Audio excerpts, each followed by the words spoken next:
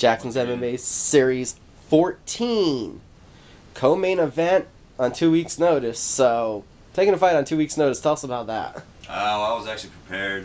Been training like I got a fight coming up, so I haven't fought in about 6 months, so trying to take something on short notice is what I've been going for. Ricky called me up about and mentioned this fight to me, so I jumped all over it. So Yomi Heredia, he fought just a little bit ago at RFA 22. Were you able to watch that fight? It was on Access TV. Yeah, I saw. He's a clincher. Seems like he's got pretty decent ground. Okay striking, so throws a lot of bombs. So same scenario as last fight. He's gonna try and push me up against the cage. Might try and take me down. Might try and dirty box me a little bit, but not too worried about it. Yeah, getting it on short notice is almost luck that you lucked into an opponent that same kind of stylistic matchup as the guy you most recently fought in Aaron Pearls. Yeah, that's good to kind of go from my last camp, but my last camp was 6 months ago, so I've been training a lot since then and working on everything else. So, but yeah, no, it's going to be a great fight. So he's a tough kid. I think he went 7-0 as an amateur, and 1-1 as a pro. He's only lost a split decision. So tough kid. He's going to bring in. I think it's going to be a really good fight. So how much were you chomping at the bit to get this call? How crazy were you getting, like, I need to do something, I'm getting bored of training? The second I heard about this card a couple months ago, I was texting Ricky, talking to him on a daily basis, and he just kept telling me he can't find anything that makes sense. And then finally, just the other day, he gave me a call and let me know. He said, hey, I got this fight, you want it? I didn't even care to hear the name. I just said, yes, let's take it, let's do it. So being ready, it's on 2 weeks' notice. What are you walking around at now? I'm figuring this is a lightweight fight, right? I'm about 170, so not too much to cut, so it'll be pretty good.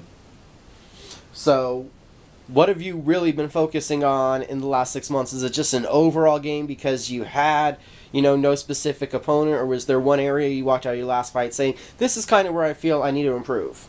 Yeah, no, there definitely were some points in that. I can't really go over all of them, but there were a few areas that I felt needed to improve, and I've been focusing on those. And yeah, you're going to see a different Jon Sparks like you do every fight. So every fight I feel like I get better and better. So it's going to be a different fight this time. So I'm sure that you've rewatched your last fight, pick yourself apart. What were some of the things you did that you liked, though?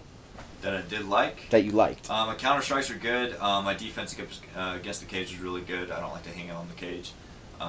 That's not where I want to be. So it's just everything all around.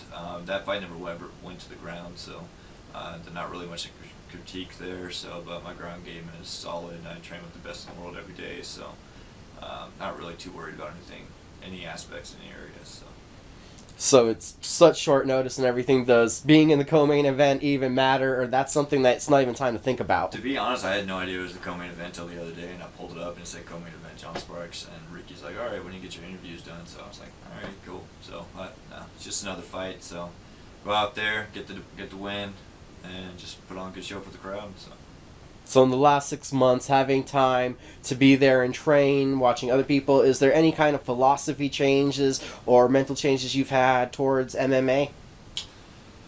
Not necessarily, just trying to be more focused around everything. I mean, we get different people coming in from different parts of the world all the time, so it's really fun to be able to train with those guys and see how you do up against them, and just learn stuff from them, have them learn stuff from you.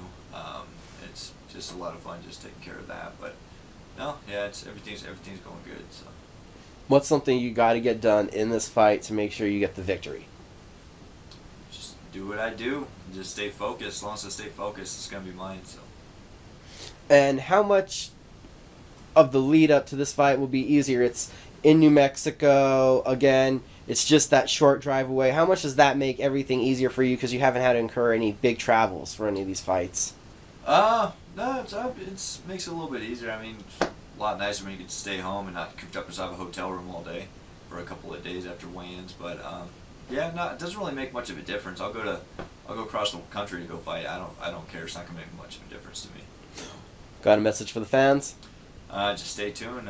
We got a lot more coming. So what's the plan for 2015? Plan for 2015, I want 5 fights. So is that just the thing with, like, the lightweights at Jackson's? You guys are trying to fight every weekend?